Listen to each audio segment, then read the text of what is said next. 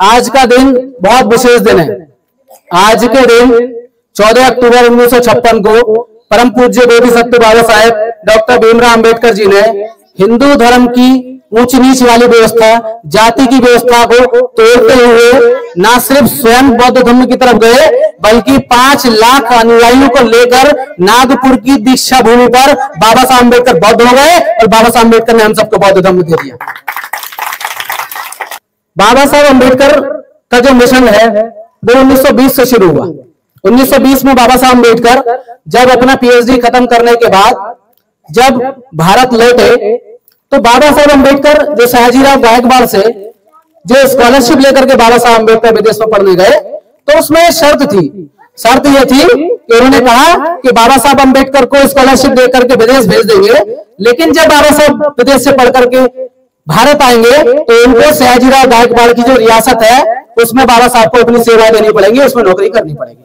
बाबा साहब 1920 में भारत आए और 1920 से पहले भी बाबा साहब जब भारत आए तो बाबा साहब ने लौट करके वो जो शर्त बाबा साहब ने लगा रखी थी, बाबा साहब को जो शर्त बताई गई थी, बाबा साहब ने आकर के सयाजीराव गायकवाड़ की रियासत में कोल्हापुर के राजा थे और वहां बाबा साहब अंबेडकर ने एक ऊंचे पद पर नौकरी करना शुरू कर दिया। बाबा साहब ने नौकरी करना शुरू कर दिया तो बाबा साहब को ऐसा लगा साथियों कि चूंकि दुनिया के बड़े विश्वविद्यालय से बाबा साहब पढ़ के आए हैं, सबसे ऊंची डिग्री बाबा साहब के पास में है, तो जाति के आधार पर जो शोषण होता था हजारों साल से, उस शोषण में कहीं ना कहीं कमी आई होगी, ये सोच करके बाबा साहब ने नौकरी करना शुरू कर दिया। लेकिन ऐसा हुआ नहीं। बाबा साहब ने जैसी नौकरी करना शुरू कर दिया तो उसी विभाग में जो क्लर्क थे दूसरी जाति के और बाबा साहब को फाइलें फेंक करके देना शुरू कर दिया, बाबा साहब को पानी पीने से वंचित करना शुरू कर दिया, तब बाबा साहब को यह महसूस हुआ कि दरअसल मैं कितना भी पढ़ जाऊं या ये निचली जाति में जो समाज हिंदू धर्म में आता है ये कितना भी पढ़ जाए, इसको बराबरी का दर्जा यहाँ हासिल होने वाला नहीं है। तब बाबा साहब अंबेडकर निकल करके गए और बाबा साहब अंबेडकर ने सयाजीराव गायकवाड़ से कहा कि आपने मुझे नौकरी तो दे दी, लेकिन मैं चाहता हूं कि आप मुझे रहने की व्यवस्था करें, आप मुझे कमरा दें, आप मुझे मकान दें, तब मैं रह पाऊंगा। तो सयाजीराव गायकवाड़ ने कहा कि अंबेडकर मैंने तुम्हें नौकरी पर रख करके एक बड़ी क्रांति की शुरुआत कर दी है, बहुत सारे लोग मेरे खिलाफ हो गए हैं और मैं चाहता हूं कि आप अपने लिए कमरे की व्यवस्था स्वयं कर लें। तो बाबा साहब फिर निकल गए कमरा ढूंढने के लिए और बाबा साहब पूरे कोल्हापुर में घूम रहे हैं, बड़ौदा में घूम रहे हैं बाबा साहब, लेकिन कोई व्यक्ति उनको कमरा देने के लिए तैयार नहीं था। और एक व्यक्ति जिसके यहाँ बाबा साहब अंबेडकर गए वो पारसी धर्म का व्यक्ति था। बाबा साहब अंबेडकर सूट बूट टाई लगाकर रहते थे, तो बाबा साहब की जाति उसने नहीं पूछी, बाबा साहब ने अपनी जाति बताई नहीं और बाबा साहब ने कमरा ले लिया। लेकिन जैसे ही अगले दिन पता लगा कि एक अछूत व्यक्ति एक पारसी के घर में रह रहा है, उसके बाद तमाम जाति ऊंची जाति के लोग वो बाबा साहब को मारने के लिए चले आए और बाबा साहब ने बहुत दबाव में आकर के वो कमरा खाली कर दिया। अब बाबा साहब पूरे पूना में हुए, बड़ौदा में हुए, बाबा साहब को कोई कमरा नहीं मिला और बाबा साहब थकार करके पीपल के पेड़ के नीचे बैठ गए और बाबा साहब ने उस दिन ये संकल्प लिया, शपथ ली कि जब तक जीवित रहूंगा तब तक इस समाज की मुक्ति के लिए काम करूंगा। और बाबा साहब अपना ये संकल्प 1950 में हमें संविधान दे करके जाति से मुक्ति दिला गए, शोषण से मुक्ति दिला गए, बराबरी का अधिकार दिला गए, पढ़ने लिखने का अधिकार दिला करके गए, रोजी रोटी का अधिकार दिला करके गए और 1956 में बौद्ध धर्म दे करके दुनिया का सबसे बेहतर धर्म हमें दे दिया, जिसमें कोई ऊंच नीच कोई जाति प्रथा नहीं है। आप सीधे जाएंगे बौद्ध हो जाएंगे, आपको कोई जाति के आधार पर ऊंच नीच नहीं बोलेगा। यह धर्म 1956 में बाबा साहब अम्बेडकर ने हमको दे दिया और वो संकल्प अपना पूरा कर दिया। लेकिन समस्या खत्म नहीं हुई, बाबा साहब फिर आगे बढ़े और बाबा साहब ने तय कर लिया कि जीवन में अभी कभी नौकरी नहीं करनी है किसी की भी और पूरा जीवन इसी समाज की मुक्ति के लिए लगा दूंगा। क्योंकि बाबा साहब को ये बात समझ में आ गई कि मेरे जैसे व्यक्ति के साथ जो दुनिया के सबसे बड़े विश्वविद्यालयों से सबसे ऊंची डिग्री लेकर के आया है, उसके साथ ऊंची नीचे जातिवाद की बातें होती हैं, उसके साथ इस तरीके से व्यवहार किया जाता है, तो जो मेरे सामान्य आमजन हैं, जो गरीब जनमानस है, जो शोषित है, वंचित है, उसके साथ तो किस तरीके से होता होगा। तो बाबा साहब ने प्रण ले लिया कि अब इस समाज को अंतिम तौर पर जाति से और जाति के आधार पर होने वाले शोषण से मुक्त करा दूंगा। अब बाबा साहब आगे बढ़े तो बाबा साहब का जो पहला आंदोलन हम लोग देखते हैं 1927 में बाबा साहब ने हजारों हजार महिलाओं को लेकर के, पुरुषों को लेकर के बाबा साहब अम्बेडकर जब महाड़ में एक तालाब की तरफ बाबा साहब अम्बेडकर बढ़े और बढ़ने के बाद बाबा साहब अम्बेडकर ने जब उसका पानी इस तरीके से उठाया तो ऊंची जाति के लोगों को उस समय दिक्कत हुई, होने के बाद उन पर हमला भी हुआ। तो बाबा साहब ने कहा उस समय कि ऐसा नहीं है कि हमारे पास पीने के लिए पानी नहीं है और ऐसा भी नहीं है कि हमारे पास पीने के लिए साफ पानी नहीं है।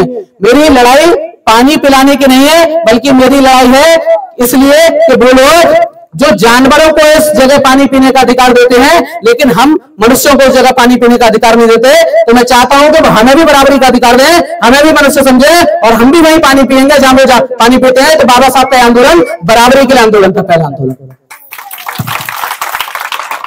अब बाबा साहब आगे बढ़ने लगे। बाबा साहब ने उसी आंदोलन में कहा कि हम हिंदू समाज के जो लोग हैं, मैंने उनसे अपील की है, बाबा साहब ने उनसे अपील की कि आप हजारों साल से जो शोषण हुआ है जाति के आधार पर, धर्म के आधार पर निचले वर्गों का, उन शोषण को आप भुला करके अब आप इन निचले समाज के मेरे लोगों को अब आप गले लगा लीजिए, तो हम आगे जो लड़ाई है वो साथ मिलकर के लड़ेंगे जो अंग्रेजों के खिलाफ है। लेकिन बाबा साहब के बहुत प्रयास के बावजूद भी उन लोगों ने बाबा साहब को और उनके समाज को स्वीकार नहीं किया। बाबा साहब ने अगला आंदोलन 1930 में किया। बाबा साहब ने सोचा कि अब मंदिर में प्रवेश करने की कोशिश करते हैं और देखते हैं कि मंदिर में भी हमें उतने अधिकार हैं। अगर हम ये लोग बोलते हैं कि ईश्वर सबके लिए बराबर है तो हमारे लिए भी बराबर होना चाहिए। तो जैसे वो लोग ईश्वर की आराधना करने के लिए मंदिर के अंदर जाते हैं, हम भी ईश्वर की आराधना करने के लिए मंदिर के अंदर जा सकते हैं या नहीं जा सकते। तो बाबा साहब ने 20,000 लोगों को अपने पीछे ले जाकर के, और जब नासिक में कालाराम मंदिर का दरवाजा खटखटाया तो अंदर से पुजारी ने कहा कि अम्बेडकर तुम अछूत हो, तुम्हारा समाज अछूत है, तुम्हें मंदिर में आने की इजाजत नहीं है। तब बाबा साहब अम्बेडकर अपने उन्हीं लोगों की तरफ देख करके बोले कि मैं आपकी आजादी की जो लड़ाई लड़ रहा हूं उसमें मैं नहीं चाहता कि आप लोग मंदिर जाएं, लेकिन जो व्यक्ति मंदिर में पूजा करने का अधिकार आपको नहीं दे सकता वो बाकी सारे अधिकार आपको कैसे देगा। इसलिए मेरी लड़ाई मंदिर में जाने की नहीं है, मेरी लड़ाई है कि मेरा समाज स्कूल जाए, कॉलेज जाए, यूनिवर्सिटी जाए, विश्वविद्यालय जाए, आईएएस बने, आईपीएस बने, कलेक्टर बने, प्रोफेसर बने, वकील बने, डॉक्टर बने, शिक्षक बने, ये मेरा समाज बने। मेरी लड़ाई मंदिर की नहीं है, मेरे समाज को जो हजारों साल से पीछे रहा उसको आगे लाने की लड़ाई है, बाबा साहब ने कहा। तो बाबा साहब आगे बढ़े और बाबा साहब को यहां ये बात समझ में आ गई कि वो जो लोग जो पूजने का अधिकार नहीं दे रहे, मंदिर में जाने का अधिकार नहीं दे रहे, पानी पीने का अधिकार नहीं दे रहे, बाबा साहब लगातार उनसे अपील कर रहे हैं। बहुत अपील बाबा साहब ने की कि आप हजारों साल के शोषण को हम भुला देंगे, लेकिन आप कम से कम अब हमें गले लगा लीजिए, हमारे लोगों को गले लगा लीजिए। लेकिन बाबा साहब जब थक गए इस बात को समझाते समझाते तो 1935 में बाबा साहब ने मुंबई में कहा, महाराष्ट्र में ये गुलाम है कि मैं हिंदू धर्म में तो पैदा हुआ, ये मेरे बस में नहीं था, लेकिन हिंदू धर्म में मरूंगा नहीं, ये मेरे बस में है, ये बाबा साहब ने कहा। और आज हमें समझने की जरूरत है कि बाबा साहब ने क्यों कहा।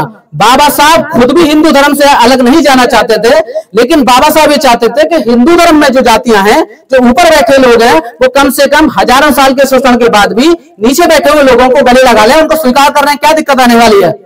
लेकिन बाबा साहब लगातार उस समाज से अपील करके जब थक गए तो उन्हें लगा कि ये समाज हमको स्वीकार करने की स्थिति में नहीं है। तब बाबा साहब ने कहा था कि मैं हिंदू धर्म में पैदा हुआ, ये मेरे बस में नहीं था, लेकिन मैं हिंदू धर्म में मरूंगा नहीं, ये मेरे बस में है। तो जैसे बाबा साहब ने कहा तो तमाम सारे लोग बाबा साहब से संपर्क करना शुरू कर दिया, अलग अलग धर्म के लोगों ने शुरू कर दिया। सबसे पहले बाबा साहब से मिलने के लिए मुस्लिम धर्म के लोगों ने संपर्क किया और बाबा साहब से कहा कि अम्बेडकर अगर तुम मुस्लिम हो जाओ तो जितने संसाधन, जितना पैसा तुम्हें अपने समाज को मुस्लिम बनाने के लिए चाहिए, उससे दुगना पैसा तुम्हें देंगे और तुम सारे समाज को लेकर के मुस्लिम हो जाओ। लेकिन बाबा साहब ने कहकर के मना कर दिया कि अगर मुस्लिम समाज में जाऊंगा तब भी आप मुझको शेख, सैयद, पठान नहीं बनाओगे, पसमानदा बनाओगे, नीची जाति में वहां भी रखोगे। तो अगर मुझे धर्म परिवर्तन करके दोबारा इसी स्थिति में अपने समाज को ले जाना पड़ा तो फिर मैं धर्म परिवर्तन का क्या मतलब हुआ। तो बाबा साहब ने मुस्लिम धर्म को इनकार कर दिया।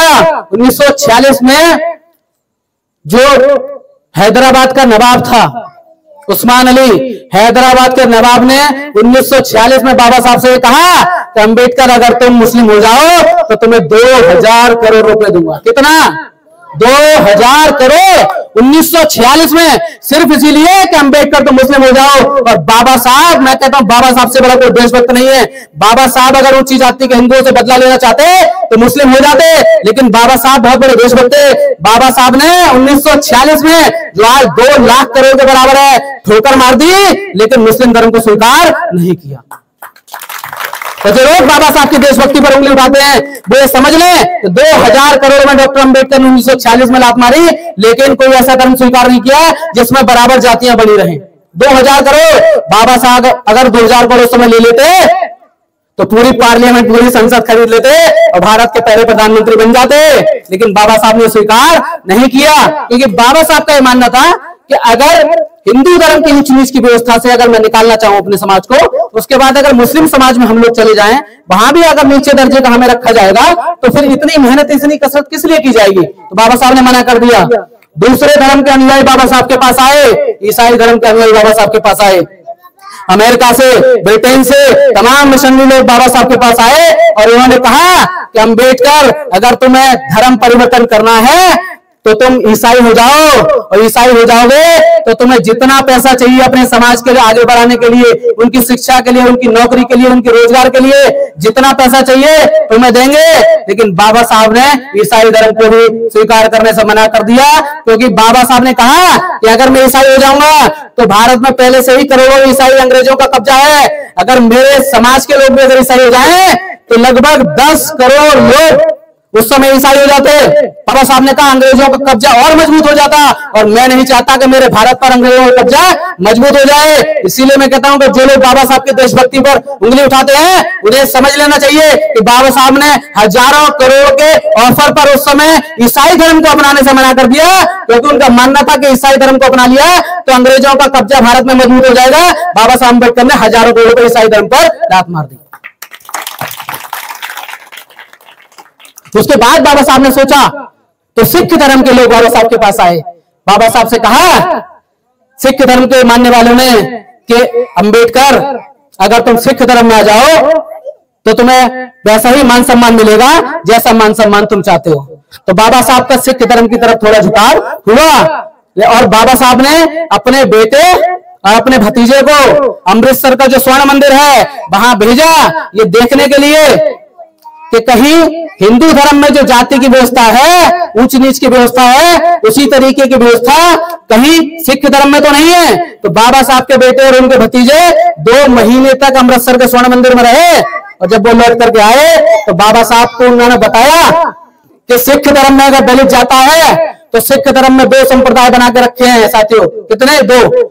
अगर कोई दलित हिंदू धर्म छोड़ करके सिख धर्म में जाता है तो या तो वो रविदासीय चमार हो जाएगा या फिर रामदासीय चमार हो जाएगा। ये दोनों महान संत चमार समुदाय से थे, इसीलिए तुम्हें प्रॉपर सिख नहीं बनाएंगे, पूरा सिख नहीं बनाएंगे। कहां रखेंगे? सिख धर्म में भी या तो रामदास सिख हो जाएंगे या आप रविदासी सिख हो जाएंगे। तो बाबा साहब ने कहा कि जब सिख धर्म में जाने के बावजूद भी हम रामदासी सिख हो जाएं या रविदासी सिख हो जाएं, हम खत्री सिख नहीं हो पाएंगे, ऊंचे लोगों की तरह सिख नहीं हो पाएंगे, तो फिर सिख धर्म में जाने का क्या मतलब है?